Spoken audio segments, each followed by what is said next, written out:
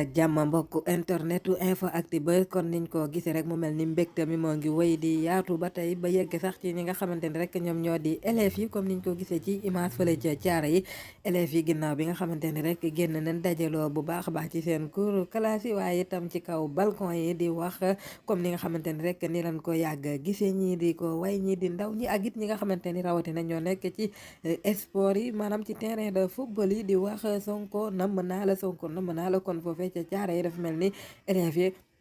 ginnaaw bi dogal bi génne rek ñoo jógandoo ñoom ñëpp maase di way Sonko namm naa la kon question bi mooy ba seen école bi du leen nekk menace yéen waa caara yi jërë ngeen jëf mbokk InfoActu bi leen di abonné te activé cloche notification bi